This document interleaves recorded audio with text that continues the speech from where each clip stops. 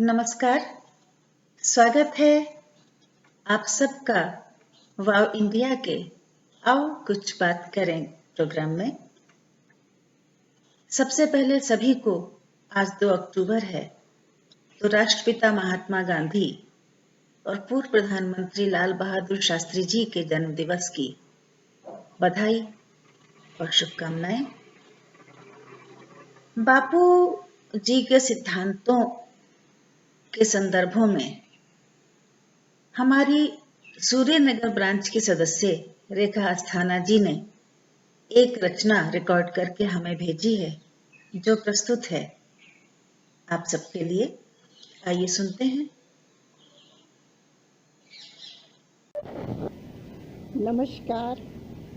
महात्मा गांधी जी के जन्मदिन पर मैं आपको अपनी एक छोटी सी रचना सुनाने जा रही हूँ। आशा है आपको पसंद आएगी।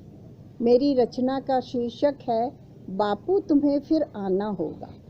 बापू तुम्हें फिर आना होगा। बापू तुम्हें फिर आना होगा।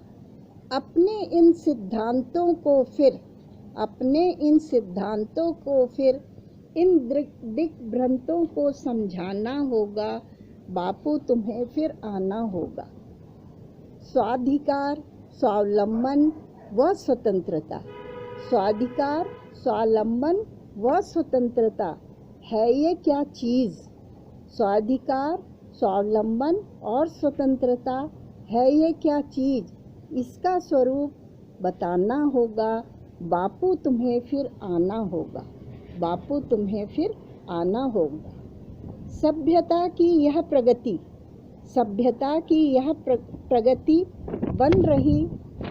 बन रही है दिलों का आज संकुचन। सभ्यता की यह प्रगति बन रही है दिलों का आज संकुचन। 150 बरस बाद भी हम रह गए आज अकिंचन। बापू तुम्हें फिर आना होगा। बापू तुम्हें फिर आना होगा। बरसों पहले से भूल चुके हम सत्य अहिंसा है कहते किसको? बरसों पहले से भूल चुके हम सत्य अहिंसा है कहते किसको? मानवता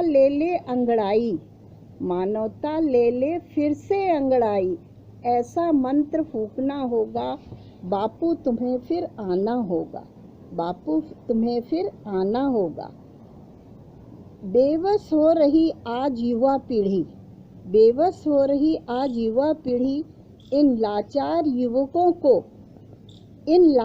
युवकों में पुनः जोश भरना होगा। बापू तुम्हें फिर आना होगा। स्वावलंबन का पाठ आज फिर से दोहराना होगा। बापू तुम्हें फिर आना होगा। बापू तुम्हें फिर आना होगा। बापू तुम्हें फिर आना होगा। अपने सिद्धांतों को फिर इन दिग्भ्रमितों को समझाना होगा। बहुत अच्छी बात कही है रेखा जी आपने। मानवता ले ले फिर से अंगड़ाई, ऐसा मंत्र फूंकना होगा। वाह क्या बात।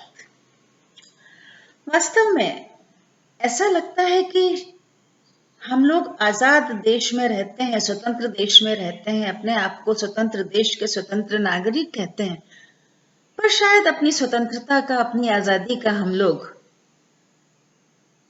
अनुचित उपयोग कर रहे हैं, गलत तरीके से इस्तेमाल कर रहे हैं कहीं ना कहीं। ऐसा आजकल के विशेष रूप से जो राजनीतिक परिदृश्य है उसमें तो ऐसा ही प्रतीत होता है, और राजनीतिक परिदृश्य को देखकर ही आगे समाज चलता है, क्योंकि समाज उससे प्रेरणा पाता है। वास्तव में जैसा अभी रेखा जी ने कहा, ऐसा ही लगता है कि सभ्यता की प्रगति की होड़ में, सभ्यता की प्रगति के सिलसिले में कहीं ना कहीं हमने अपने दिलों को संकुचित कर लिया है।